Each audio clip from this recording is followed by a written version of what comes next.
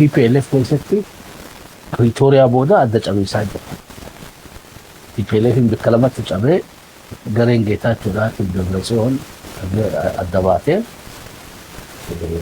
adda soorata afaan garee sadaffaadhaa ta'uu walakkaa jirtu kan beekee power struggle TPLF keessa jirtullee baalaansii eegaa ture.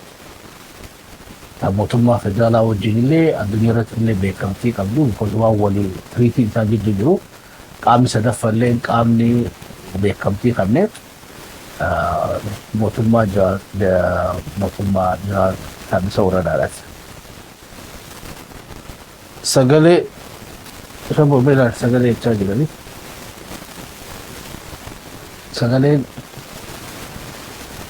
sagaleen bareedumaan sana. Ayela bareesuuf jiranii meelaan nasi.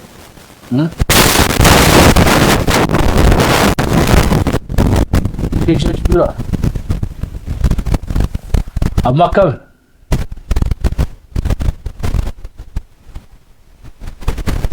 Teessoo jira jiranii.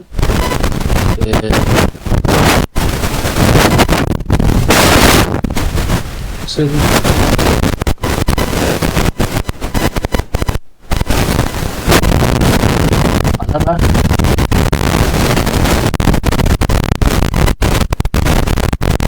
Step. Mobile kayak tiga macam mana?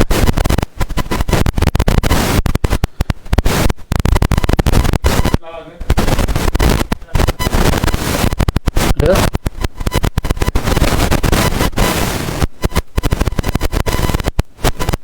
Oh, sini ada.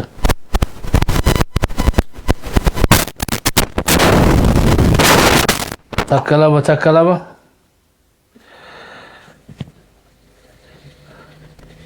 Amma tipo. Amma nagaya.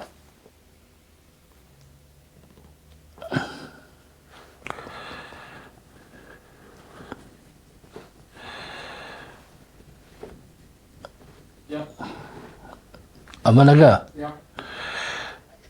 Ayah fayyada. Amma takalama. Ayah gari no falcha. So waligaltee Pretoria booda mootummaan naannoo Tigraay lola booda mootummaan naannoo Tigraay hin jirtu. Because san listii hiwetee shora keessatti barreeffamtee ayee galatooma mootummaa biraa ijaarame jechuudha.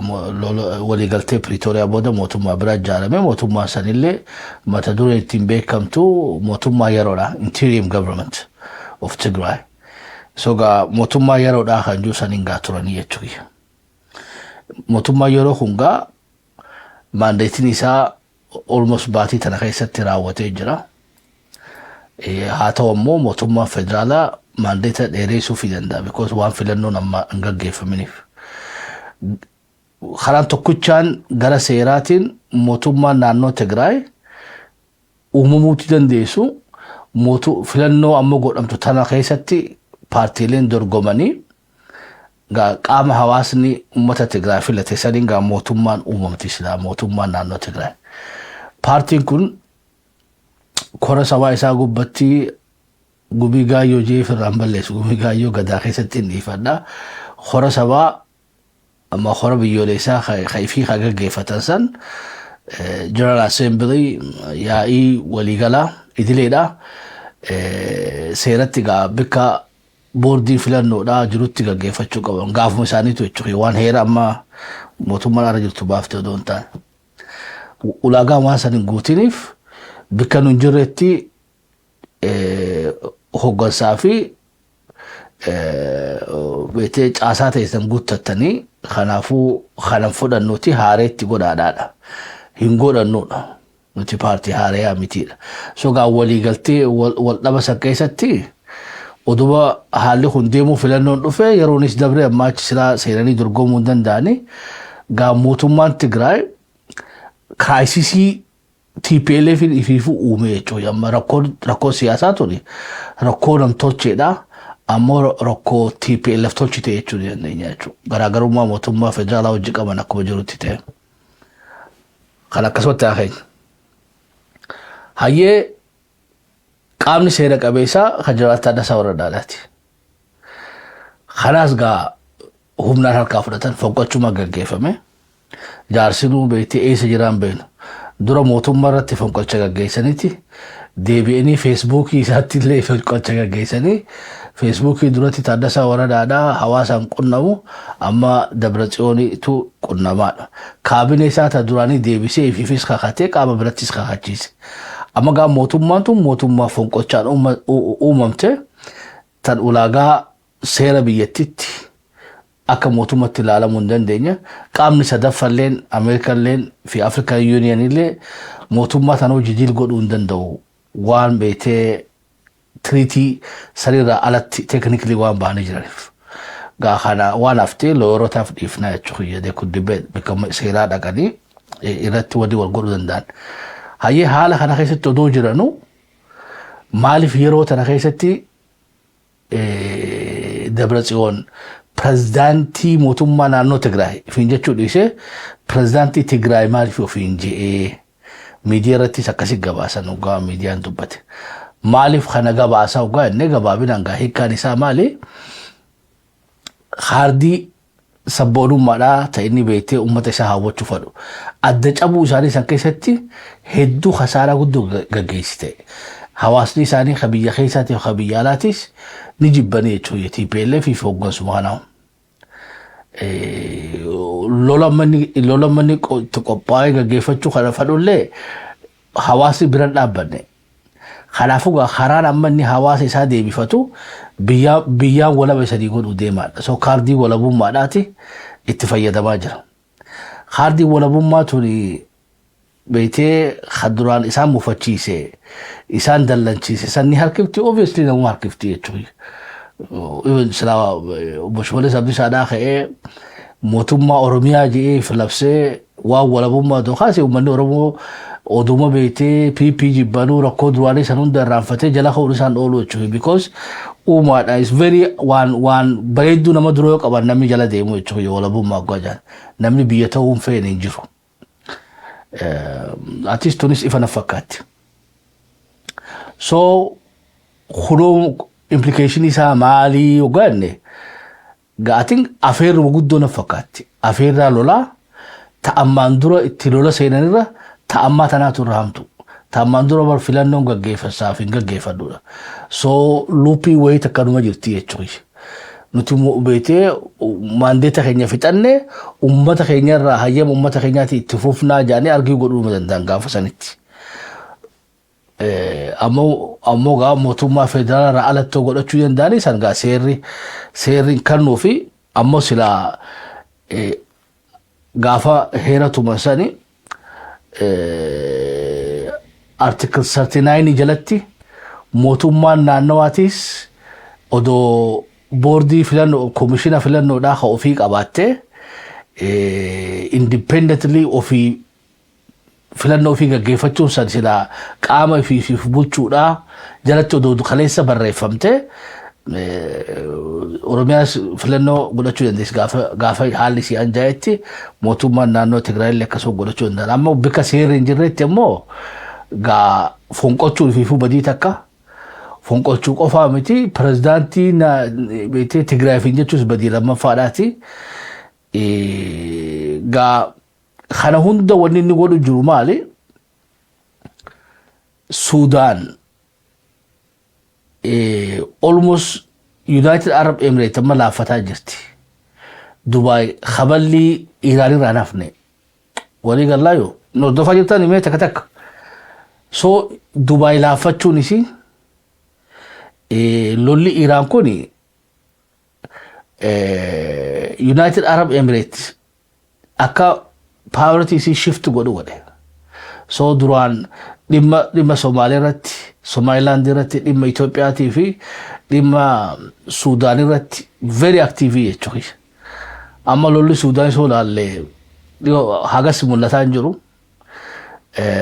Abiyyiis waraana ol fe'ate deeggarsa silaa kaleessa barbaadu sanii United Arab Emirates priority shift gootee jirti.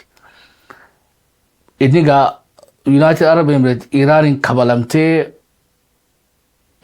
rakkoo uncertainty keessatti amma beekte magaalaan isiitis namni akkasii duritti yaa'u isa jira qaqallate harkaas qaqallachuu jirti. Tunigaa abiyyiin akka firraa beekte bakka silaa lolaaf qophaa'erra hara nagayaa deemuutu itti dirqamatitaa jira. Amma baatii takka dura abiyyi yoo asmaraa dhaqee beektee ajaa'iba isanitti hin ta'in Isaayyaas Afwerqiidhaa yoo kan Finfinnee deebi'u taate Arsii dhaqee yoo marqa nyaatee Jimma dhaqee yoo buna qalaniif ajaa'iba isanitti hin ta'inii jenne wanni sangaa dhufaatu jirti lafa jala qaama sadaffaadhaa ifan bahin diplomaatota Itoophiyaatiif ka Eritiriyaadhaa ka beektee ifan bahin mariirra jiranii mariin isaaniitti hedduu progress godhaa jirti. Dubbii asabiillee akka waliin fayyadamuu danda'an atiin taraa tana tiriitii waa lama wal cinaa ooffataa jiran waa sadi. Tokko waa'ee ji'oopolitiksiidhaati. Waa'ee faannootiif TPLF akka Eritiriyaa harka keessaa baafattu. Itoophiyaanis beektee Birgeed Maarree Hamaduu sanirra harka akka baafattu Afaroota hidhachiiftee isaanii bobbaasuu akka dhiiftu jarri lamaanuu nama beektee mormitoota waliin bobbaasuu san dhaabu. Lammaffaa waa'ee ji'oopolitiksiidhaatiif waa'ee Suudaan irratti faallaa adda addaa dhaabbachuu dhiisu ta ji'oopolitiksiidhaati. Lama mokkam ta sadaffaadhaa dubbii daangaadhaa tan Aljeersii irratti murtoofte. Wayyaaneen mallatteessitee eegasillee mana murtii addunyaa dhaqanii daangaan lafti gariin Eertiraadhaaf muramte sanitti dhimma kanaas keessatti hiikuudhaaf kana godhuudhaaf wanni gara Itoophiyaatiin mootummaan Itoophiyaas barbaaddu maali hayyee yoo kana sii dhuusu taate bikka asab tana na hayyamiidha. Dubbiin asab jirana dubbii yoo nurraa haftees nu miitu miti jechuudha. Technically asab beektee yoo qabattees nagaan harkattu. San gubbaadhaan beektee poortii tortorte rakkoo keessaa odoo qabdu investmentii beektee poortii sanitti buufata markaba dooniidhaa san tolchitee miidhagsitee isa firraa eegaa daldalli ni ta'a jechuudha. Yoo mootummaa Eritiriyaa jijjiiran qofa asabitti fayyadamuu hin dandaatti. Odoo Isaayyaas jiru asab fudhanneeti hungaa beektee adoon akkatti mootummaa Itoophiyaa kaalkulee gootu nama dhibaa jechuudha. Ammoo kaardii siyaasaati. Kaardii siyaasaati ajandaaleen keessaatii fi alaatillee yaada kana deeggaru numa jira jechuudha. Warri United Arab Emirates bahara diimaa kana qaama isaan bakka bu'uu ni barbaadan. Walii gallaayyuu so dhimmi amma Dabratsiyoon sammuu isaa wanti amma inni godhu jiru tun hundinuu fonqochi mootummaadhaatii fi pirezidaantii Tigraay fi jechuun tun hundinuu maalirratti hundaa'e tokko jennee Isaayyaas irratti hundaa'eeti. Taana ammoo United Arab Emirates lolaan qabamtee abiyyi bira namni dhaabbatu hin jiru keessaa fi alaanis rakkoo keessa jira. Yoo sa'aatan abiyyiin wiik ta'ee jira moohuu ni dandeenyaadha. Kaalkuleeshina domestikaa, kaalkuleeshina ji'oopolitiksiidhaatii fi kaalkuleeshina ammallee Eritiriyaan nu wajji jirtidha. Eertiraa wajji hariiroo uummatanii jiran. Haa taatu ammoo Eritiriyaan isaan ganuu isaa shakkii takka malee. Because wayyaaneen maqala irraa haatee haga Finfinnee geessu umrii akkasiin qabu jechuudha mootummaan Eertiraadha. It could take 5 years, 10 years, 20 years. Achirraa ka'ee dhufu we don't know. Milkaa'uu dhabuu mala. Kanaaf wanni isaa laaftuu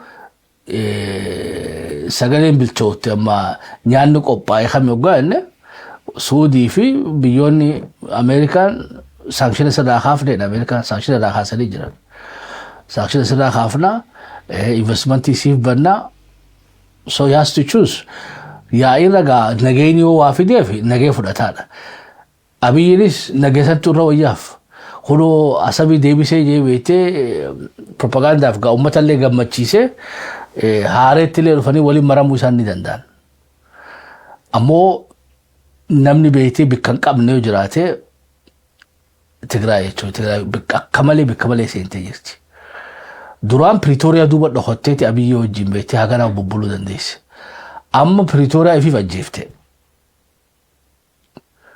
ታደሰ ወረዳ አችራ ኻሱን ዶጎጎረ ሴና ጉዳዳ ዮ ሎላፍ ታቴ ማለ ሰኑጋ ዮ ሁምለት ቀባቴ ሎላፍ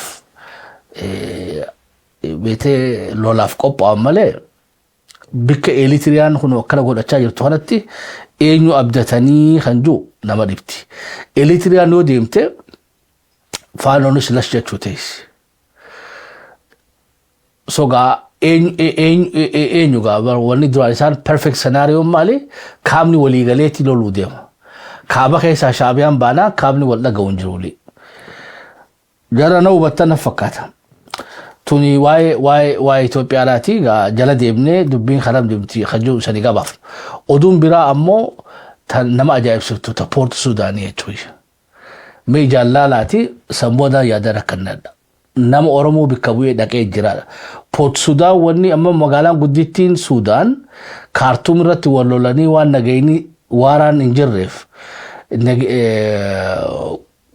magala mumme isa gara wani da geese gara port sudan rasa san geese achi jira burhani echoy me ummat hana lalati alaba gidara gubba jirtu slala alaba lumuti ila jira tatik dari jirti yo oromo khadait etate mali fa alaban oromo da gidara gubba jira tajabi khenya echoy sabubba dan bitiyo sudan tate alaban elitria dati fi tafandisha fajabtu san mali sudan intain تفندشا كره متر فجأت لا لا ميك غاري لا لا سي واندرو اسمارات تي غدو توني اما بور سودان غوني تريادا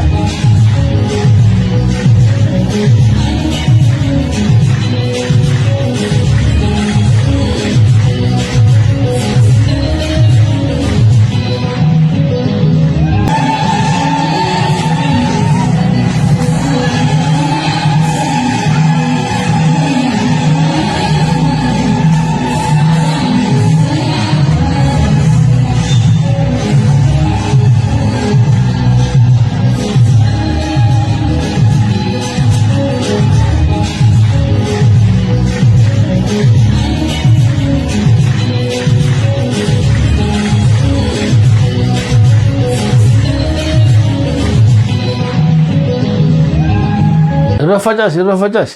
So, gafi jutuga. Lumuti akire, bandera elitre agarre. Biti mo Port Sudan, eju ko peise lagarama. So, I think khulamalle shabian hagam ta kar kisi de rada asrat tara lo chui. Bikatu Sudani, abban elitre ammo. Abban elitre ada. namoni beno kaysa to ko hono andargacho tsigeedati ini bikaunda no majira chuki ni dallala bikaunda tini arkama oromo ra'ayu dake na debe anfar makala wani jirani namala mamu asrar recognize gode hinjira to ko ndo goru ba de khaoyne le fatin dr abdurrahman tatum behu to ko khaoyne le fi khan mo khawchu buluda khoni oyne le fi kha wani gurara ka buhana khana mo andaga chotse gedati wari khan ga oromo da nangalle chuya oromo numbe ne tami ga fudra walinu arkutenya amse kenya mo asumanu yaro amma ta khaysatti nuti yodan de sawali gala abao kafao wobo pipi akoromo wali galtani rakkote sani kachungari haso kama mandurasan odo fintulle motumanis wobolis beti wan practical tactic abatamate formata tawdando tambeti oromumma oromia fi oromiyum maratunda agenda kasi qabate wobonis motumman pipidatis wan oromo tola oromumma tola oromia tola fi oromiyum maftola fulatani waldura khayatan I think when I'm going to do the rakatani because I'm going matafi manchino arkum khaysan jeti hirachunu manendisan turindan damtu yo khundan damnega humnati dem warbada loliga kadirat ifdandehi loli ammo wayane tumsogolate شعبيات تمسلا شعبان سنجنوب دمتي ويانه في فانو تمسقولتني غرف فيني دفن من دندي قام سدين غرف فيني دفن دندي سن Khobaa keessan ammoo yoo beekte mootummaan arra jirtu tun uummata Oromoodhaa akka amma matohaayaan godhu jiru itti fufte woboon uummata kee qabattee loltee falmattee roorroo matohaayaa jala Oromoo baasuun tun beekte rakkina hin qabdu. Sabni kun haga roorroo jala jiru qabsoon hidhannoo halaalii jechuudha. Ammoo yoo mootummaattus qalbii horottee beekte uummata firra roorrisuu dhiiftee diinni haaba jira malee Oromiyaa keessa hin jiru jettee uummata Oromoo diineffachuu dhiiftee abaa'oo kaafaa'oo kabajjee mirga kannitee fi paarlamaa keessa akka seenan goote aangoo beektee kaabinee keessattis sadarkaa ministeerattis kannitee fi ilaa dahattis wajji paawar sheeringii uummatanii waraanni bilisummaa Oromootis galee karaa tokko karaa nageenyaatiin yoo kun hin danda'amne kadeeroo beektee jibbaan Abiyyi Ahmad faanuu halaal namaan gootu jechuudha. Jibbaan PPdha wayyaanee halaal nun gootu. Namni Oromoon ta'in Anfar naannoo Anfaritti, Tigraay naannoo Tigraayitti, Somaaleen naannoo Somaaleetti, Amaarri naannoo Amaaratti mirga fiitiif qabsaa'u mirga isaaniiti. Ammoo qawwee miti harka qullaa'uu hayyama uummata Oromootiin alatti hojii siyaasaatiif mitu hojii daldalaatiif hayyama uummata keenya isaan barbaachisa. Seerri Oromiyaadhaa hoomama jiru kunuu kabajame. I think anuu battanii funa fakkaata. So filannoon karaa nagaatiin fixachuun filannoo number 1dhaati. Yoo dadhabdee hamma waa lama yoo mootummaa roorroo dhaabuu didde taate Oromoorraa. Isanis kaawwannummaan beektee qawwee lafa keessanii harka kanatti hin jirtu. Saba kanaaf gaachana ta'uu saba kanaa lolu roorroo matohaayaa jala Oromoo bilisoomsuu kuni waan beektee qaaliin qabdu. Yoo mootummaan karaa isii jijjiirattee haala isii jijjiirattee fooyyeeffattee yoo abaa'oo kabajjee kaafaa'oo kabajjee woboo kabajjee nundi waliin Oromiyaa tan hundaati geessee nurraa hafti. Diina kaabaa dhufe firraa waluudhaan haa deebifnuu taate I think waliigaluma irra bareedaa jechuudha. Gaafin tiyya mee gaafii sadii isa gaafadhu. Gaafin dura Abiyyi jibbuun faanoo halaal namaa woboodhaaf faanoo halaal ni gootii abbaa fadheef halaal ni gootii. PP jibbuun wayyaanee hojii dhaabbachuu halaal gootii. Warri jettan takka kana hanna warri ammoo lakki if danda'uu qabna. Abiyyiin gaafin Abiyyiidhaati PP qabnu waan biraati. Oromiyaan waan biraati. Kanaafuu hoogganaa fi paartii jibbinee biyya teenya dabarsinee faanoo fi wayyaanee fi kan sirrii miti warri jettan. Kan sirrii miti warri jettan takka kana hanna warri lakki. Beete jarummaa kunurraa habuuti faanoo fi wayyaanee haa dhufan warri jettan immoo lama naa hanna.